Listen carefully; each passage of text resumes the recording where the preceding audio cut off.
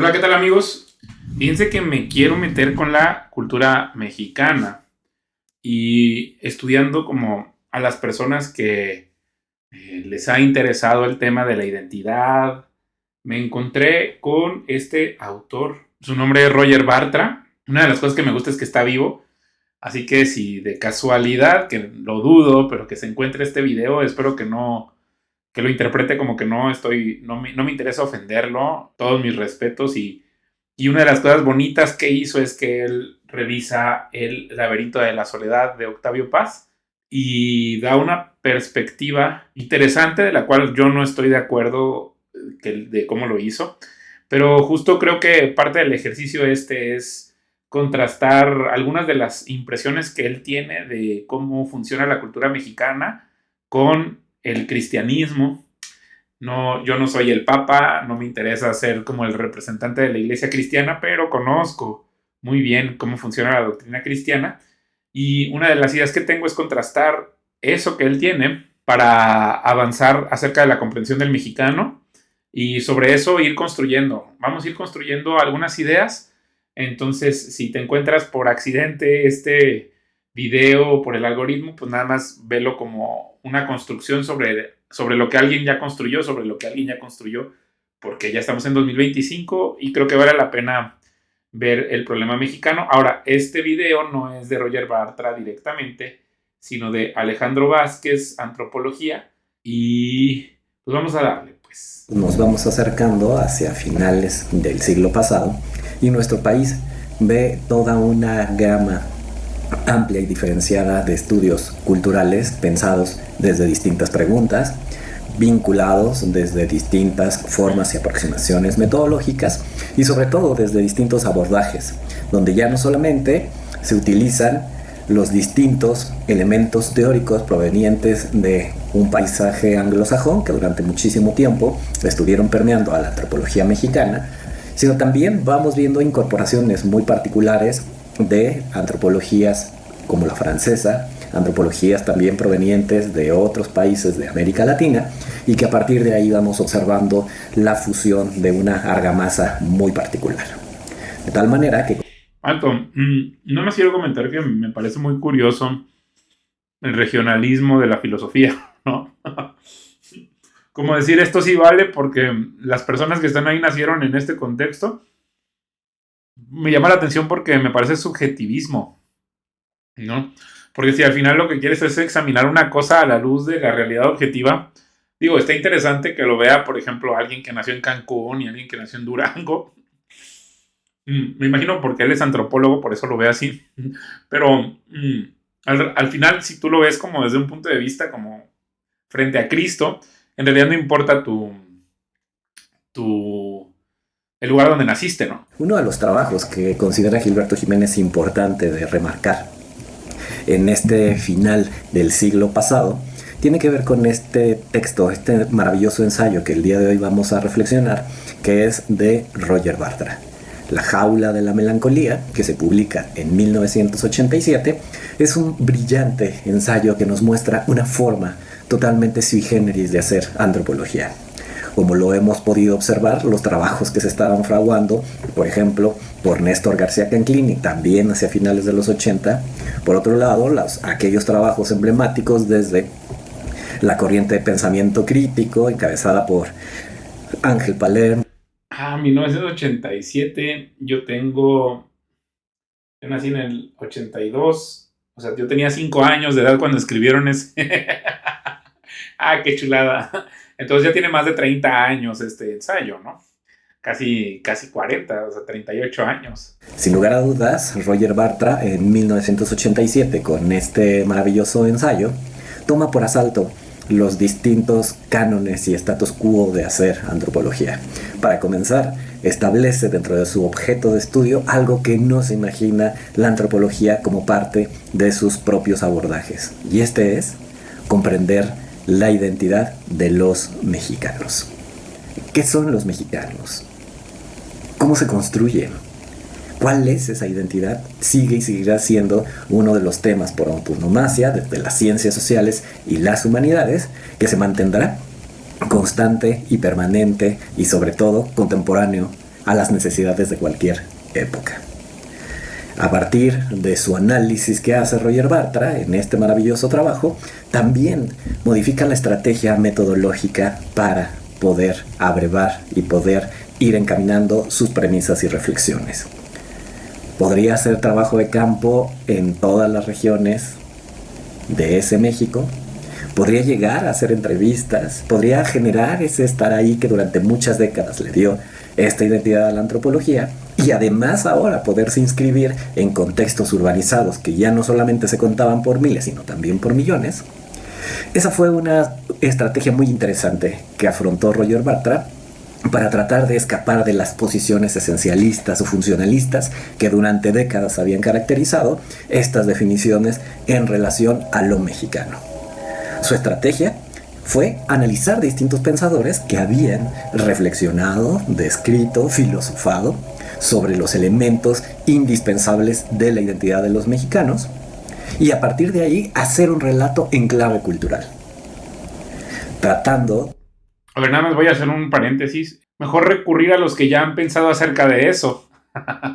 Porque pues no es gente tonta, es gente inteligente que ha revisado desde datos, ha hecho muestreos de su misma experiencia personal de lo que significa ser mexicano. Y una de las cosas que me parecen interesantes es que, o sea, yo quiero apuntar a la realidad de hoy. No quiero apuntar a estar haciendo revisionismo histórico, porque estoy seguro que si alguien es especialista en historia y ve este video, pues me va a poner una papeada, pues, y a mí no me interesa meterme en debates, sino ver en dónde están los errores de nuestra situación actual para componerlos. Tampoco me interesa hacer un ensayo ni hacerme famoso, sino dónde podemos enfocarnos para reconciliar y que sea más funcional nuestra vida como mexicanos. ¿Puede Cristo liberarnos de la jaula de la melancolía? Pues seguramente sí, porque es el Hijo de Dios. Dice, si el Hijo de Dios te hace libre, entonces eres verdaderamente libre. Y creo que justo parte del ensayo, me voy a adelantar un poco, pero parte del ensayo es como explicar cómo el mexicano se atrapó dentro de la melancolía, pero el problema es que el ensayista no nos da ninguna solución concreta de cómo salir de esa jaula. Y lo que yo vengo a proponer es que solo es Jesucristo el único que nos puede sacar de ese lugar para llenar nuestra vida de fe, esperanza y amor, con lo que podemos salir de la jaula. Una de las reflexiones persistentes en los trabajos de Roger Bartra va a ser esta lógica, este choque entre lo salvaje y lo civilizado. En este proceso, cuando reflexiona ese Edén subvertido, nos habla de cómo el salvaje era también un bárbaro, un sujeto feroz, pero al mismo tiempo gozaba del privilegio de la inocencia, del privilegio de la bonomía, del privilegio de la felicidad, del privilegio de la no corrupción propio de un ser limpio y originario. Sin embargo, la modernidad, este primer choque de la modernidad proveniente de la colonia, arrasó con esa inocencia y además la expulsó de esa noción paradisíaca que teníamos en estas épocas prehispánicas, y que a partir de ahí, durante décadas, se erigió esta nostalgia hacia el pasado, asumiendo que todo pasado sería mejor que los caóticos presentes. Y en la identidad de ese México rural, colmado por campesinos e indígenas, explica Roger Bartra, encontramos a esos personajes ultrajados por los discursos provenientes de Occidente, de lo moderno, del progreso. A esos discursos que desde los ámbitos civilizatorios expropiaron, violaron y sojuzgaron a este espíritu bárbaro, valeroso, pero al mismo tiempo inocente.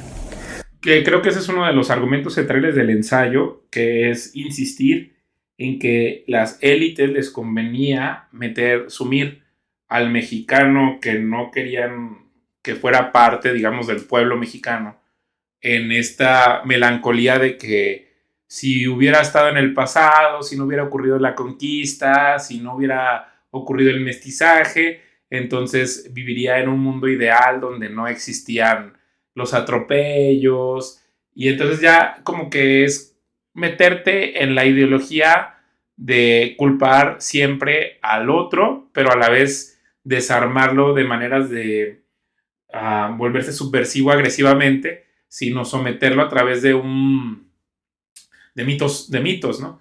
Entonces, luego por eso nos preguntamos por qué a los mexicanos les encantan los engaños, y una de las respuestas es porque se ha perpetuado este engaño desde la hegemonía de las élites, llámese Estado o llámese Iglesia, y entonces parte de la premisa del autor es que por eso se crearon estas imágenes de Malitzin, ¿no? La mala Malinche, y de Tonantzin, que es la mujer virtuosa que luego se convierte en este tema de la Virgen de Guadalupe, ¿no? El luto primordial para Roger Bartra se inscribe de manera inmediata y directa en la identidad de los mexicanos vinculada con el espíritu rural y campesino. Es el luto primordial que se va perdiendo progresivamente frente a los avatares nacionales, políticos y económicos de nuestro territorio, donde los campesinos y las sociedades rurales van progresivamente perdiendo la noción de su lugar en cuanto a la forja y la confección de una patria. De tal manera que este luto primordial es explicado por aquellos distintos sucesos que acontecen en las sociedades campesinas. Estas sociedades muchas veces caracterizadas y adjetivadas desde la bravura, el valor, los sentimientos, la cooperación, los sentimientos de igualdad, los sentimientos de bonomía y al mismo tiempo del esfuerzo, del trabajo, de la dedicación, aparecen como mancillados cuando emerge ese México que empieza a escribir su historia desde el asfalto, desde los edificios, desde las conexiones de los vehículos y desde las ciudades en este afán de modernidad. Bueno, y de hecho a mí me parece que en realidad es como la globalización, y bueno, ellos le llaman modernidad, pero son procesos como globales más grandes que lo que las élites quisieran, ¿no? O sea, por ejemplo, no creo que a las élites les habría gustado la emergencia del Internet, pero también es inevitable aislar a México del Internet. Y entonces alguien que es como un ciudadano de pie ahora tiene la misma voz, su voto, su credencial de elector vale igual que la del hombre más acaudalado. Y aunque el hombre más acaudalado pueda convencer a sus 300 empleados de votar por su partido político, el hombre más sencillo puede ir casa por casa en una colonia y convencer a 1000 personas para que voten por la otra opción, ¿no? Entonces, no es como que estas élites locales quisieran que ocurriera esa modernidad, pero fue inevitable, ¿no? Lo mismo pasa con el YouTube, ¿no? No es como que Televisa estuviera muy contento de que entrara YouTube y ahora mucha gente se convirtiera en reportero.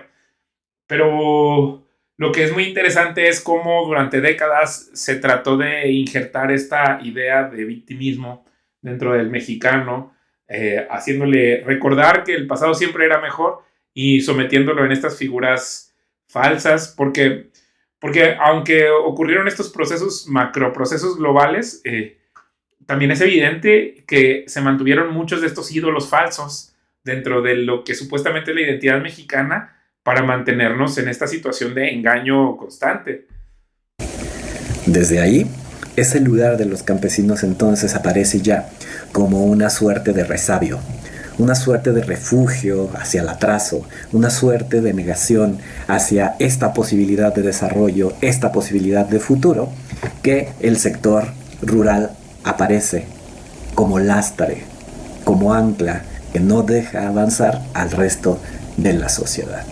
De tal manera que en el espíritu de el análisis de distintos filósofos y pensadores aparece la lógica de la nostalgia como no solamente un conjunto de sentimientos abigarrados, de pérdida, de melancolía, también de soledad, sino al mismo tiempo de bravura, de violencia, de venganza que van teniendo los mexicanos y especialmente en ese sector por haber estado dentro de la escala social en ciertos rangos y jerarquías y progresivamente al verse desdibujada por el crecimiento de otro proyecto civilizatorio. Pero es que creo que ese proyecto civilizatorio es inevitable, no es como que las élites estuvieran planeando que hubiera todos esos cambios. Sin embargo, creo que es bien interesante porque nos ayuda a definir los motivos por los que la gente que participa en el crimen organizado cree que es una manera de mantenerse dentro de como vigentes, ¿no? Dentro de la sociedad. Como decir, bueno, todos estos cuates me tienen excluido, entonces yo a través de actividades ilegales, viviendo en un paraíso fiscal como es México, que permite que si yo me dedico a lo ilegal pueda sobrevivir por toda la impunidad, entonces voy a subir en las escalas sociales y luego me voy a hacer de propiedades y voy a hacer lavado de dinero, ta. Entonces, creo que es bien interesante por eso entrar por este lado, porque si te vas como a la confrontación estarías nada más atacando el efecto, no la causa, ¿no? Y la causa tiene que ver con esta situación como de... Y además parece que las élites iniciaron este proceso como de adoctrinamiento de los que están más abajo, de decirles, pues tu destino es la melancolía y haber esperado que el pasado hubiera sido mejor para que tu situación fuera mejor. O sea, al final es como una imposición de un engaño, ¿verdad? Que luego les revirtió a esa élite porque al despertar a la realidad, pues salen ellos también mismos de su engaño, como, ¿saben? Como el ladrón que roba al ladrón, el que trataba de engañar a los demás, terminó, pues le explotó en la cara, ¿verdad? Y ahora es la situación que estamos viviendo en México, pero no creo que sea una situación que esté perdida. O sea, creo que hay una redención. Simplemente hay que despertar del engaño, hay que destruir ese ídolo falso, tanto del que cree que puede engañar a los que están abajo, como los que están abajo que estén engañados por esta victimización falsa, porque tu verdadero valor proviene de que somos hechos a imagen y semejanza de Dios, que somos un santuario, que somos un espíritu que vive en un alma, que vive en un cuerpo, y que tu identidad depende de lo que Cristo opina de ti, no de lo que opina de ti la sociedad. La pregunta es, ¿puede existir un mexicano sin esa victimización? ¿Puede existir un mexicano sin esos ídolos falsos? ¿Puede existir un mexicano sin que sea determinada su identidad por lo que las élites piensan de él? O sea, yo creo que eso es lo súper valioso de analizar este trabajo de Roger y también lo que está haciendo Alejandro en esta reflexión.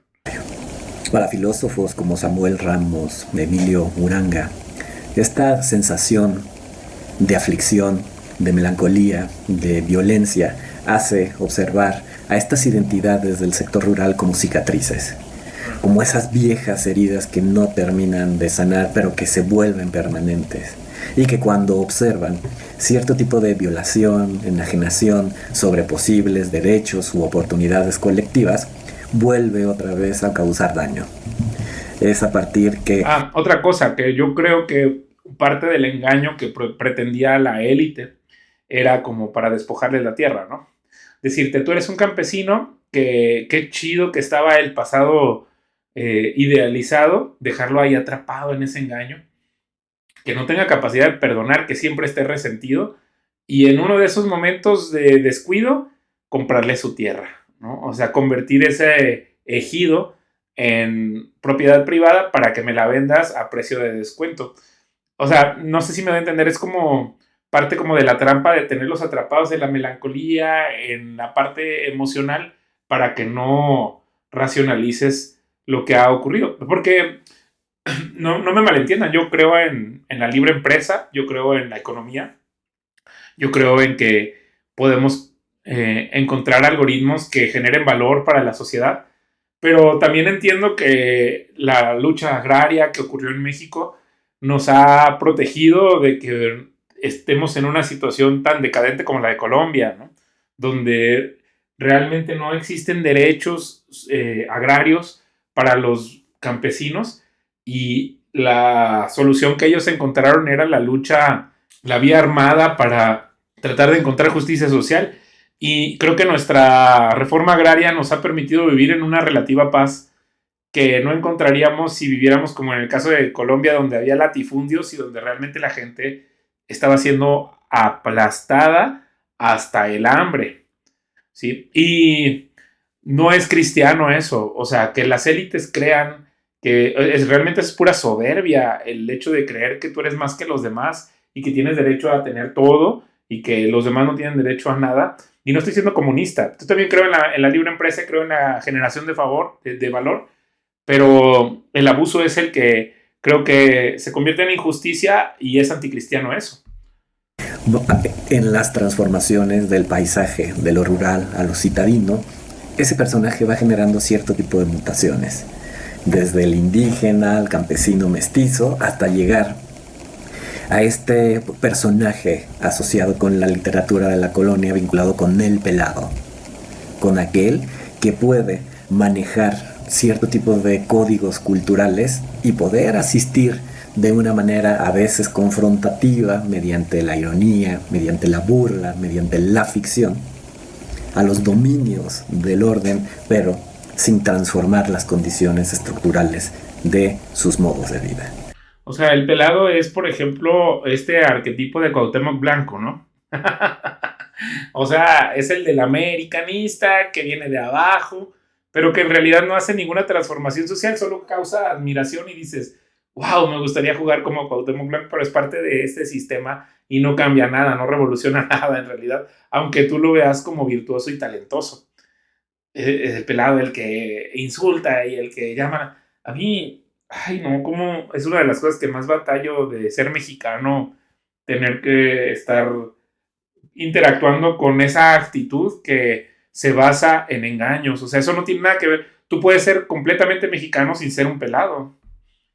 De tal manera que ese campesino, al encontrar las posibilidades mieles del progreso en la ciudad, se encuentra también desterrado, despojado y vilipendiado de su conjunto de conocimientos, saberes y prácticas, de la filosofía de sus ancestros y de las cosmovisiones originarias a sus terruños.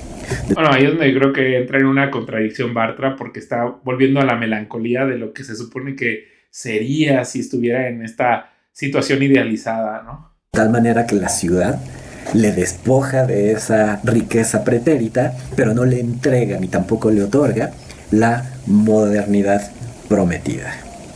Es de tal manera que en estos sentimientos de aflicción, de liminalidad, de no poder ser lo que se pretende, el campesino, el pelado, el bárbaro, comienza entonces a convertirse en parte de una pululación de individuos que frente a esta clase de complejos siempre encuentran en la negación del orden y la autoridad uno de sus principales objetos privilegiados de venganza.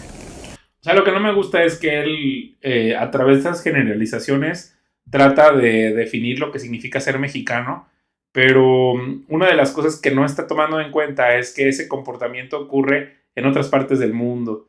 O sea, no es exclusivo de los mexicanos. En Estados Unidos ocurre, por ejemplo, el fenómeno del redneck, y en otras partes del mundo hay algo parecido, pues. Alguien que se resiste a la modernidad y que se atrapa dentro de lo que cree que son sus tradiciones, pero no es exclusivo del mexicano, y eso es algo de lo que no me gustó del ensayo, como que trata de crear esta nueva identidad del mexicano, resaltando ciertos vicios. Para Roger Bartra poder reflexionar esta sensación identitaria de melancolía lo llevará a brevar a distintos caminos. Uno de ellos es ir explorando la melancolía como una representación integral de un proceso de estados anímicos, de sentimientos, de formas racionales e irracionales de comportamiento, que además están asociados, como lo diría Octavio Paz, a la soledad, o como lo diría Samuel Ramos, para caracterizar a la identidad del mexicano, a la inferioridad. Y desde este punto de vista comienza a producir toda una serie de reflexiones analíticas para mostrar una noción cada vez más integrada, más procesualista a lo largo de la transformación del tiempo, y sobre todo donde podemos encontrar cómo cierto tipo de debates le han brindado características muy particulares a los mexicanos. Es que ahí es donde yo creo que está equivocado. O sea, como que él trata de decir la orfandad del mexicano caracteriza su sentimiento de melancolía y de soledad, ¿no? Pero si tú presentas al mexicano a Cristo y el mexicano comprende que es parte de las tribus de Israel, que está hecho a imagen y semejanza de Dios, pues no tiene por qué compararse con europeos o con algunas de las otras ideas de lo que significa ser, por ejemplo, un americano, ¿no? O sea, en cuanto a decir los valores que tienen los americanos o los europeos son más que los tuyos y tú estás en una situación inferior, es un engaño. porque lo que define tu identidad como ser humano es que estás hecho a imagen y semejanza de Cristo, que Cristo, al tener un encuentro con Él te restaura tu vida pecaminosa y te lleva a una nueva vida superior, y además te está extendiendo una invitación a formar parte de la Jerusalén celestial. Cuando Apocalipsis dice, había gente de toda tribu, lengua y nación. México está compuesto de una inmensa cantidad de tribus dentro de nuestra nación. Y todos nosotros estamos invitados a formar parte de esa Jerusalén celestial, esa ciudad santa. Entonces, cuando estemos ahí, obviamente vamos a mostrar nuestra identidad mexicana, pero nada de esas cosas de las que está hablando Bartra corresponden a tu identidad mexicana. Porque cuando estemos ahí, nosotros no vamos a tener sentimientos de inferioridad, ni nuestra vida va a estar basada en la melancolía o en la soledad, porque tenemos un encuentro con Cristo mismo. Entonces, justo ahí es donde creo que falla el ensayo de Bartra, o al menos es asertivo en cuanto a decirnos, parece que esto es lo mexicano, pero en mi caso, cuando yo lo presento frente a Cristo, digo, eso no tiene nada de cristianidad, eso tiene más bien como apesta a pecado. Pero ¿qué pasaría un mexicano que estuviera libre de pecado por el poder del Espíritu Santo? Que la sangre de Cristo lo haya lavado del pecado. Entonces, ¿qué significaría ser mexicano realmente? Entonces ya podríamos como, vamos a despojarnos de la melancolía y vamos a presentar a un mexicano lleno de fe y esperanza. Podríamos superar a esa imagen de Cantinflas o de Chespirito y decir, no, yo también soy un hijo de Dios, así como los estadounidenses.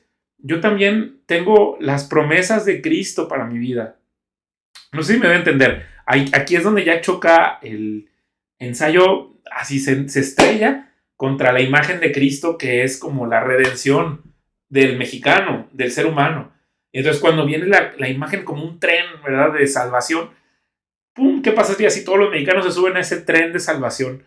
Entonces, ¿cómo se ve el nuevo mexicano nacido de nuevo en el Espíritu, lleno del Espíritu Santo? Ya hasta me emocioné. Por eso me gusta tanto este análisis de este trabajo de Roger. Según Samuel Ramos, una de las características inevitables para comprender la identidad de los mexicanos es su complejo de inferioridad. ¿Bien? Ese complejo de inferioridad que dice Samuel Ramos, que mete en una disyuntiva a los mexicanos entre ser y no poder ser, entre querer y no poder lograrlo. Esa negación de lo que se es y ese espíritu airoso, vanguardista, para tratar de abrevarse de cualquier noción cultural o social que signifique progreso, es parte de esa identidad que subyace de manera estructural en el pensamiento de los mexicanos. Es que ahí es donde yo estoy en desacuerdo con él. Porque imagínate una imagen de un cristiano, un mexicano cristiano. O sea, un mexicano cristiano no estaría sometido a adorar la muerte, ¿no? O a fingir que se ríe de la muerte aunque le da pánico. Un mexicano cristiano no se mete en estas problemáticas de tratar a la mujer como la femme fatale, seductora, o la virgen totalmente buena y pura que vemos en las telenovelas. Sino, ¿qué pasaría de un mexicano que tiene un encuentro con Cristo? ¿Deja de ser mexicano? Claro que no. Sigue siendo mexicano. Entonces, todas estas cosas de las que habla Bartra, que tienen que ver con una situación caída y pecaminosa, adquieren una nueva identidad. O sea, ¿qué pasaría con un mexicano redimido? ¿Cómo sería una cultura si todos los mexicanos se apartan de su idolatría y se redimen por medio de la sangre de Jesucristo? Ni modo que dejemos de ser mexicanos, claro que no. Sería como absurdo, porque hay otras naciones que aceptan a Cristo y que tienen su propia identidad de lo que significa ser, no sé, noruego, o lo que significa ser colombiano. O sea, ¿qué pasa? O sea, creo que ahí es donde falla el ensayo en identificar lo que sería la mexicanidad. O sea, creo que Bartra debería pensar en los que somos cristianos y abandonamos todos esos engaños y avanzamos hacia la Jerusalén celestial representando la mexicanidad. No sé si me va a entender. Y ahí es donde creo que podríamos descubrir nuevas matices de lo que significa ser mexicano comparado con un americano que también va a la Jerusalén celestial. No van a tener las mismas festividad, ¿no? O el mismo amor, o no sé, eso es lo que creo que da lugar a esta reflexión. De tal manera que, como lo diría justo Guillermo Bonfil, esa polémica, ese conflicto y ese dilema constante entre ese México profundo y ese México imaginario se vuelve nuevamente presente. Y aquí, desde esta explicación de la melancolía, de la inferioridad, de la soledad y también del valemadrismo, así como de la violencia, formará parte de ese estado irrefrenable de los mexicanos en busca de sus propias lógicas de salvajismo y de civilización. Es que yo justo ahí es donde creo que está equivocado, porque no porque yo haya sido redimido por la sangre de Jesucristo dejo de ser mexicano. No, o sea, a mí me gustaría que se lo plantearan, de verdad. Ojalá se encuentre este video Roger Bartra y dijera, bueno, ¿qué pasaría con un mexicano que sale de todos estos engaños, pero sigue siendo mexicano? ¿Cómo se definiría la mexicanidad respecto a la redención del pecado? No sé si me estoy dando a entender, como que la mexicanidad no está definida por lo que el Estado piensa acerca de lo que significa el mexicano, sino a la luz de Cristo, cómo se ve un mexicano cuando abandona toda esa idolatría. Yo tengo muchos familiares que han aceptado a Cristo y dicen, pues es que yo no tengo esa adoración por la muerte, ni yo tengo esta adoración por esta mujer virginal y a la vez seductora, ¿no? Que es la Malinche y Tonantzin, ¿no? Este campesino que ahora tiene en la ciudad la esperanza de ser proletariado y que otrora era el lépero, era el pelado, y que en la ciudad se convierte en el pachuco, en aquel llegado a estos contextos, en las marginalidades, y que puede jugar de manera confrontativa con distintos códigos culturales. Sin embargo, esa modernidad, dice Roger Bartra, solo ha mordido la carne y terminado de mancillar aquellos valores que aún se conservaban como identidades puras, como identidades originarias y sobre todo valorizadas desde su punto de vista de la inocencia. Es que ahí es donde creo que se equivoca él en su ensayo, porque eso le pasa a cualquier hombre que viene enfrentando el proceso de la modernidad. O sea, hay diferentes respuestas en el mundo, por ejemplo, cómo enfrentaron los alemanes la llegada de la modernidad. Obviamente el contexto es diferente por la guerra mundial, ¿no?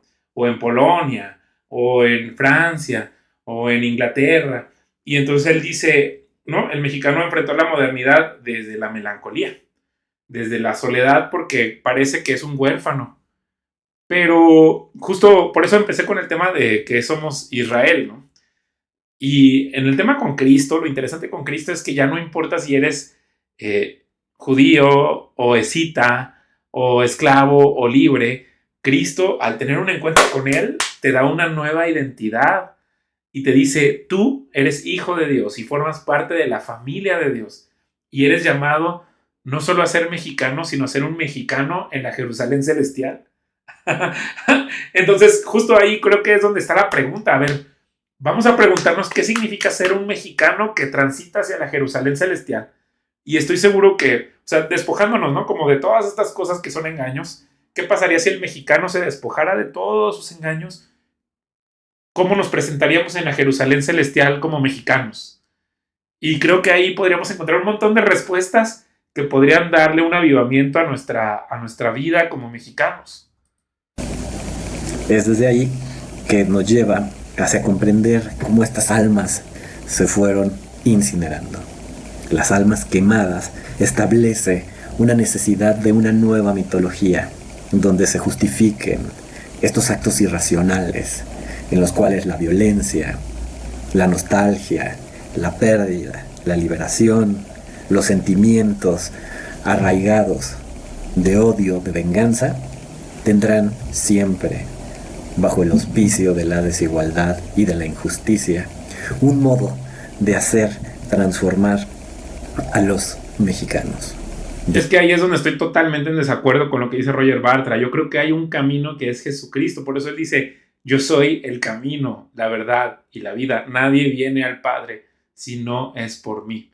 O sea, Cristo tiene el camino para el mexicano para que se despoje de esa vieja naturaleza y se acerque a Él pero sin dejar de ser mexicano. Desde una negación de sus orígenes rurales, ahora hacia una negación de sus actos nacionalistas, buscando ahora fuera de este contexto mexicano una búsqueda incansable de modernidad.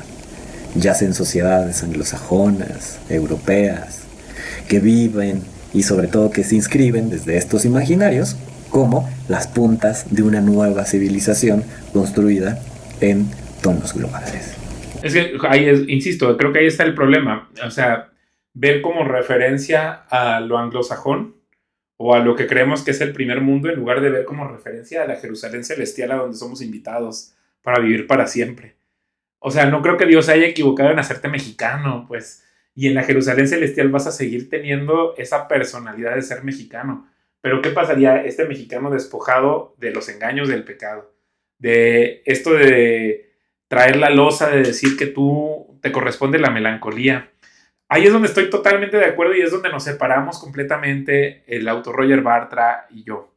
Y por eso estoy haciendo este video. Ojalá cuando tú lo veas tú te des cuenta de lo que estoy diciendo, que se puede imprimir esa sal y esa luz que estamos llamados a hacer por Cristo Jesús para meternos al mundo y llenarlo, infectarlo de esta levadura que leuda toda la masa. O sea, México se puede infectar de esta esperanza, de este gozo, de esta fe del Espíritu Santo. Yo le agradezco mucho a Roger Bartra por haber hecho este ensayo. Yo tenía 5 años, ¿verdad? No tenía yo en ese momento la edad ni la conciencia para darme cuenta de la monstruosidad que hizo con este trabajo, pero hoy, después de tantos años, creo que nos sirve como punto de partida para crear una nueva propuesta. No podemos olvidar que esta obra se escribió en 1980 y algo. En 1987 se publicó y obviamente tiempo atrás Roger Bartra estuvo elaborando sus reflexiones y sus manuscritos. Sin embargo, podemos observar con muchísima claridad lo pertinente que es su trabajo, especialmente cuando dice que el mexicano contemporáneo se convierte en un maestro de las fintas y de los albures. Se vuelve un ser torcido, evasivo, indirecto, y que es dominado específicamente por las circunstancias. Y es un experto en dar rodeos, ilusiones, despilfarros, retorcimientos, y que establece en la ficción la contradicción, sus modos en los cuales atiende o desatiende el conflicto, los dilemas y la autoridad. Encuentra en un personaje como Cantinflas una representación paradigmática de ese mexicano de la década de los 60, de los 80, de los 70, que va jugando con el orden, con el status quo, y que siempre va saliendo adelante desde su picardía y precariedad. Y sin embargo, sus condiciones estructurales nunca cambian. Mantiene siempre esta relación de subordinación. Es este el personaje que dice Roger Bartra que se fragua ya en un tenor moderno, contemporáneo de la ciudad. Un mexicano que adolece ya de un territorio y de su tierra, y que sin embargo es rico en aspiraciones, es rico en negaciones y sobre todo es rico en una melancolía violenta que además se recrudece desde la marginalidad y se reproduce una y otra vez en todas las relaciones que puede generar con otros individuos. Para nosotros, La jaula de la melancolía representa el día de hoy una obra indispensable para poder no solamente repensarnos como mexicanos y mexicanas, sino también para observar cómo la identidad nuestra se ha ido transformando desde puntos de vista globales, desde experiencias virtuales y también desde modos, tristemente, cada vez más violentos de hacer cultura. Evidentemente hay que agradecerle a Alejandro por hacer este trabajo. Gracias, Alejandro, por hacer este video. Porque es un punto de partida. O sea, no creo que lo haya hecho con la intención de glorificar a Roger Bartra, sino que nos ayuda como a pensar, a ver, hasta aquí llegó el pensamiento de lo que significa ser mexicano. Y cuando lo analizo y lo disecto, me doy cuenta que es pecado. A ver, esto es pecado, esto es pecado. Es como al mexicano le gusta estar autoengañado porque vive en la negación o sea, se esconde la melancolía y negar la realidad de que tiene que arrepentirse de su pecado. Fíjense, porque esto me está ahorrando no saben cuántos videos acerca de hablar de la Virgen de Guadalupe o hablar de la Malinche, ¿no? O sea, tal cual el ensayo te dice, es por acá, hay que enfocarse en esta especie de nihilismo que tiene el mexicano, de reírse de la realidad porque es obscenamente dura, y entonces el mexicano se esconde en un existencialismo, pero anacrónico, ¿verdad? Porque además, pues ya sabemos que la vida no consiste en lo material. Y ahí es donde es muy interesante la llegada de Cristo a México a través de la iglesia cristiana, porque entonces es un llamado para todo aquel que forme parte de la iglesia cristiana de transformar la realidad y no doblarse.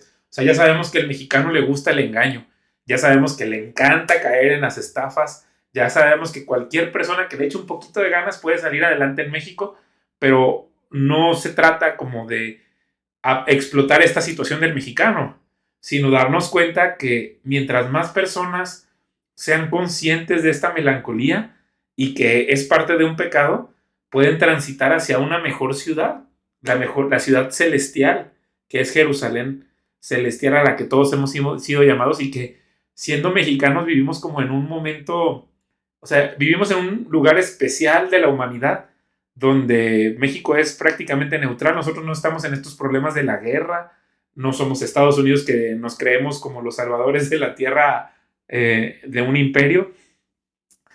O sea, si te pones a pensar, realmente México es un país privilegiado y es una cabeza de sus hermanos latinoamericanos en muchos sentidos, y vivimos en una paz relativa. Entonces, quizás por ahí es el tema de lo que significa ser mexicano, que Dios nos está llamando a hacer una reconciliación en todo el mundo como mexicanos, no como los arrogantes americanos que van a definir cómo son las cosas, sino como los que podemos con nuestra mexicanidad llenar de humor y de gracia y ayudar a la redención del mundo para Cristo. Entonces te agradezco mucho por haberme escuchado, si te echaste todo mi mensaje, y bueno, Dios te bendiga y gracias por escucharme. Bye.